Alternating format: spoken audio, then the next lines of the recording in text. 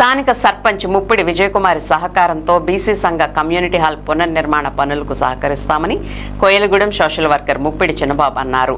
కోయలగూడెంలోని BC సంఘం community hall భవనం శిథిలావస్థకు చేరుకుందని బీసీ సంఘ నాయకులు మటపత్తి రామ వెంకట సత్యనారాయణ, పిల్లి అరవాల రాజు, బొక్క నరేంద్ర మరియు బీసీ సంఘ నేతలు స్థానిక సర్పంచ్ ముప్పిడి విజయకుమార్ దృష్టికి తీసుకువెళ్లగా స్థానిక శాసనసభ్యుల బాలరాజు, పార్లమెంట్ సభ్యుల పుట్టా మహేష్ కుమార్ల సహకారంతో సంఘ భవన పునర్నిర్మాణ పనులు చేపట్టి బీసీ కులాల సంఘ కార్యకలాపాలు నిర్వహించుకునే విధంగా చర్యలు చేపడతామని సర్పంచ్ హామీ ఇచ్చినట్లు తెలియజేశారు.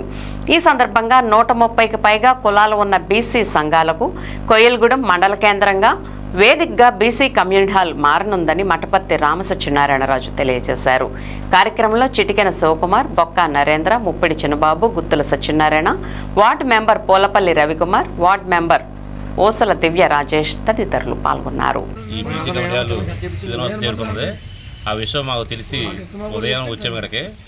దీని గురించి గ్రామ పంచాయతీలో సర్పంచ్ గారిని పిలవడం జరిగింది. ఇక్కడికి ఆయన కూడా స్పందించి ఈ శిథిలం అయిపోయిందని కూడా బాగు చేయడానికి కొండ రిలీజ్ కూడా ఎమ్మెల్యే గారు కూడా ఆయన మాట చెప్పారు.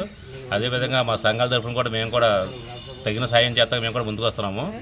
అదేవిధంగా జంగా డివిజన్లో కూడా మా సంఘాలను కూడా బలపతం చేసుకుని వాళ్ళకు కూడా విషయం చెప్పి వాళ్ళ ద్వారా కూడా కొంత పన్ను కలెక్ట్ చేసి ఈ నిధి కూడా దీనికి సహకరిస్తానికి మేము తోడ్పడతానని నేను చెప్పడున్నాను.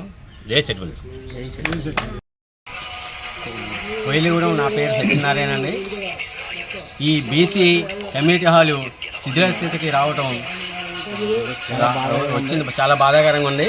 ఈ బీసీ సంఘ నాయకులందరూ కలిసి ఈ కమ్యూనిటీ హాల్ని ఇప్పుడు డెవలప్ చేయాలనే ఉద్దేశంతో మేము ముందుకు రావడం జరిగింది.